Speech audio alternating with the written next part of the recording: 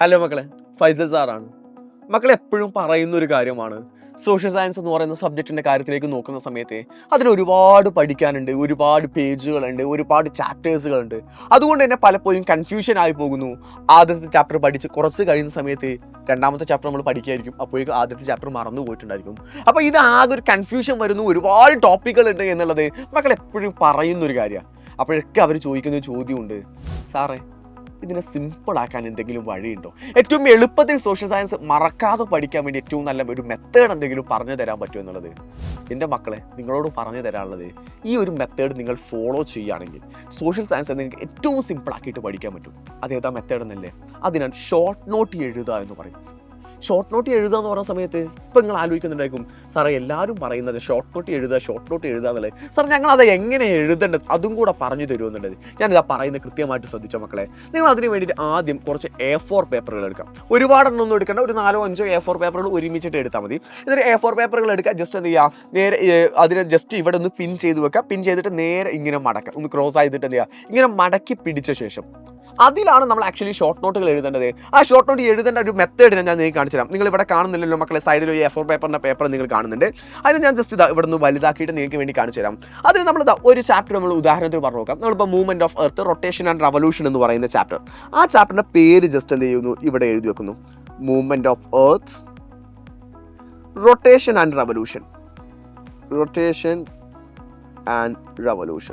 ഈ ചാപ്റ്ററിൻ്റെ പേര് ആക്ച്വലി നമ്മൾ എഴുതി വെച്ച ശേഷം നമ്മൾ താഴെ ജസ്റ്റ് ഒന്ന് ചെയ്യാം, ഒരു അണ്ടർലൈൻ ഇട്ട് വെക്കുക. എന്നിട്ട് ഇനി എഴുതുന്ന കാര്യങ്ങളാണ് കൃത്യമായിട്ട് ശ്രദ്ധിക്കേണ്ടത്. നമ്മൾ സാധാരണ നോട്ട്ബുക്കിൽ എഴുതുന്ന പോലെ ഡീറ്റെയിൽ ചെയ്തിട്ട് എഴുതേണ്ട ആവശ്യമില്ല. വളരെ ഷോർട്ടായിട്ട് നിങ്ങൾക്ക് മാത്രം ആ ഒരു കോണ്ടന്റ്, ആ ഒരു ഏരിയ വായിക്കുന്ന സമയത്ത് മനസ്സിലായാൽ മതി. ഫോർ എക്സാമ്പിൾ നമ്മൾ ആലോചിച്ച് നോക്കാം, നമ്മൾ ആദ്യം തന്നെ എന്ത് ചെയ്യുന്നു, എർത്തിൻ്റെ ഒരു മൂവ്മെൻറ്റ് എഴുതാണ്, അത് റൊട്ടേഷനാണ് എഴുതുന്നത് വിചാരിക്കാം. റൊട്ടേഷൻ അത് നമ്മൾ എന്ത് ചെയ്യുന്നു, എർത്തിൻ്റെ റൊട്ടേഷൻ എന്താണ് ചോദിക്കുന്ന സമയത്ത് spinning of earth it's on axis എന്ന് പറയുന്നതാണ് റൊട്ടേഷൻ എന്ന് പറയുന്നത്. അഥവാ ഭൂമി അതിൻ്റെ അച്ചുതണ്ടിൽ സ്വയം കറങ്ങുന്നതിനെ വിളിക്കുന്ന പേരാണ് ഭ്രമണം എന്ന് പറയുന്നത്. ഇത് മുഴുവനും കൂടെ എഴുതണമെന്നില്ല. ജസ്റ്റ് നിങ്ങൾ എന്ത് എഴുതി വെച്ചാൽ മതിയാവും, സ്പിന്നിങ് ഓഫ് എർത്ത് എന്ന് മാത്രം എഴുതി വെച്ചാൽ മതിയാവും. നിങ്ങൾക്ക് ബാക്കി കിട്ടും. സ്പിന്നിങ് ഓഫ് എർത്ത് എന്ന് കണ്ടാൽ തന്നെ എൻ്റെ മക്കൾക്ക് മനസ്സിലാവും, spinning of earth it's on axis ആണ് റൊട്ടേഷൻ എന്ന് പറയുന്നത്. സോ അവിടെ ഫസ്റ്റ് പോയിന്റ് നമുക്ക് അവിടെ കംപ്ലീറ്റഡാ. അത് കഴിഞ്ഞിട്ട് ഒരു റൊട്ടേഷൻ കംപ്ലീറ്റ് ചെയ്യാൻ നമുക്ക് വേണ്ട സമയം എത്രയാ? For the completion of one rotation takes 24 hours. വേണോ? വേണ്ട, അത്രയൊന്നും വേണ്ട. ജസ്റ്റ് അടുത്ത പോയിന്റ് എഴുതിയേക്കുന്നു, 24 hours. അതിന്റെ ബ്രാക്കറ്റിൽ ജസ്റ്റ് എഴുതിയേക്കാം 1 day. അവിടെ റൊട്ടേഷൻ്റെ ആ കാര്യം കംപ്ലീറ്റ് ചെയ്യാം. റൊട്ടേഷൻ കോസ് ചെയ്യുന്ന, റൊട്ടേഷൻ കാരണമായിട്ടുണ്ടാകുന്ന എന്താണ്? ഡേ ആൻഡ് നൈറ്റ് ആണ്. സോ അതുകൊണ്ട് തന്നെ അടുത്ത പോയിന്റ് നമ്മൾ എഴുതിയേക്കുന്നു, കോസ് അഥവാ റൊട്ടേഷൻ കാരണമായിട്ടുണ്ടാവുന്നതാണ് എന്തൊക്കെയാ? Day and night. ഭ്രമണം കാരണമായിട്ടാണ് രാത്രിയും പകലും ഉണ്ടാവുന്നത്. ഇങ്ങനെ നിങ്ങൾ എഴുതുകയാണെങ്കിൽ അപ്പോൾ റൊട്ടേഷൻ്റെ കാര്യം ഇവിടെ കംപ്ലീറ്റ് ആയില്ലേ? അത് കഴിഞ്ഞിട്ട് നമ്മൾ നേരെ റവല്യൂഷനിലേക്ക് പോകുന്നു. റവല്യൂഷൻ ഇതുപോലെ എഴുതുന്നു. അത് കഴിഞ്ഞിട്ട് കൊറിയോലിസ് ഫോഴ്സിനെ പോകുന്നു. കൊറിയോലിസ് ഫോഴ്സ് ഒന്നും എന്തെയില്ല, anything that freely moving in the northern hemisphere it will be deflected to right side. Anything that freely moving in the southern hemisphere it will be deflected to left side. Detail ഒന്നും എഴുതണ്ട.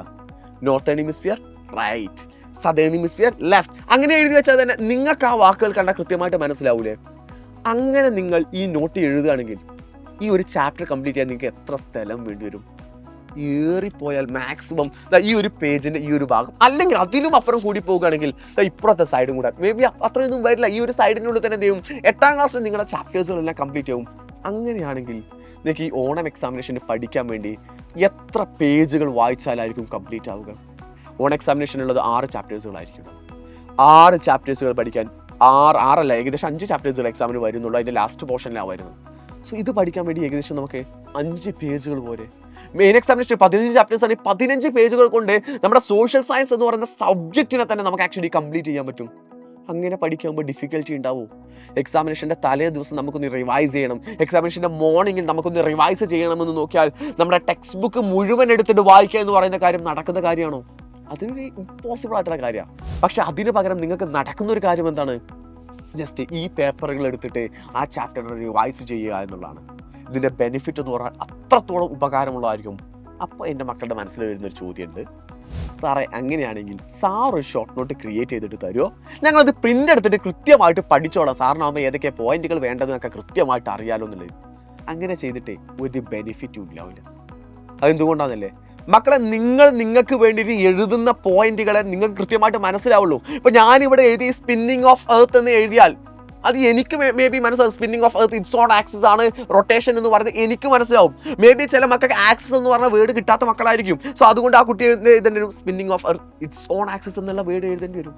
24 hours കംപ്ലീഷന് വേണ്ടിയിട്ടാണെന്നുള്ള എനിക്ക് ഓർമ്മയുണ്ടാവും. ചിലപ്പോൾ നിങ്ങൾക്ക് ഓർമ്മയില്ലെങ്കിൽ C എന്നിട്ടിട്ടെങ്കിലും നമ്മൾ എന്ത് ചെയ്യും, അതിനെ denote ചെയ്ത് വെക്കേണ്ടി വരും. സോ നിങ്ങൾക്കുള്ള ഷോർട്ട് നോട്ടുകൾ നിങ്ങളാണ് ക്രിയേറ്റ് ചെയ്യേണ്ടത്. ഈ ഷോർട്ട് നോട്ടുകൾ ക്രിയേറ്റ് ചെയ്യാനുള്ള സമയം എപ്പോഴാണ് നമ്മൾ എടുക്കുക? ഇപ്പോൾ ഓൾറെഡി എക്സാമിനേഷൻ അടുത്ത് നിൽക്കുക, അതിനുവേണ്ടി ഒരുപാട് നമുക്ക് പഠിക്കാനുണ്ട്. അതിനിടെ ഒരു എക്സ്ട്രാ ടൈം എടുത്തുകൊണ്ട് ഈ ഷോർട്ട് നോട്ടുകൾ ക്രിയേറ്റ് ചെയ്യുക എന്ന് പറഞ്ഞ കാര്യം നടക്കും? അത് ഡിഫിക്കൽറ്റിയാണ്. അത് വേണ്ട. നിങ്ങളിപ്പോൾ പഠിച്ചുകൊണ്ടിരിക്കുന്ന സമയമല്ലേ, ആ പഠിച്ചു കഴിഞ്ഞിട്ട് നിങ്ങളത് പഠിച്ചോ എന്ന് കൃത്യമായിട്ട് ഒന്ന് അനലൈസ് ചെയ്യുന്ന മൊമെൻറ്റ് ഉണ്ടായിരിക്കൂലേ? ഞാനത് പഠിച്ചിട്ടുണ്ടോ എന്നുള്ളത് നമ്മൾ ജസ്റ്റ് മൈൻഡിലൊക്കെ പറഞ്ഞു നോക്കൂലേ? ആ മൈൻഡിൽ പറഞ്ഞു നോക്കുന്നതിന് പകരം ആ സമയത്ത് നിങ്ങൾ ജസ്റ്റ് എന്ത് ചെയ്താൽ മതി, ഈ ഒരു പേപ്പറിൽ ഷോർട്ട് നോട്ടുകൾ ഒന്ന് ക്രിയേറ്റ് ചെയ്ത് നോക്കിയാൽ മതി. നിങ്ങൾക്ക് വളരെയധികം യൂസ്ഫുൾ ആയിരിക്കും. അത് ഈ ഓണം എക്സാമിന് മാത്രമല്ല, അത് കഴിഞ്ഞിട്ടുള്ള ക്രിസ്മസ് എക്സാമിനേഷൻ ആയിക്കോട്ടെ, അത് കഴിഞ്ഞിട്ടുള്ള മെയിൻ എക്സാമിനേഷൻ ആയിക്കോട്ടെ, അതിനെല്ലാം നിങ്ങൾക്ക് ഭയങ്കര യൂസ്ഫുൾ ആയിട്ടുള്ള കാര്യമായിരിക്കും. സോ ഒന്ന് ട്രൈ ചെയ്ത് നോക്കില്ലേ? ട്രൈ ചെയ്ത് നോക്ക്. ഞാൻ ഉറപ്പ് പറയുന്നു നിങ്ങൾക്ക് അടിപൊളിയായിട്ടുള്ള റിസൾട്ട് കിട്ടുമെന്നുള്ളത്. സോ റെഡി ആണെങ്കിൽ മക്കളെല്ലാവരും കമൻറ്റ് ബോക്സിൽ ജസ്റ്റ് ഒന്ന് റെഡി എന്ന് കമൻറ്റ് ഇടാം.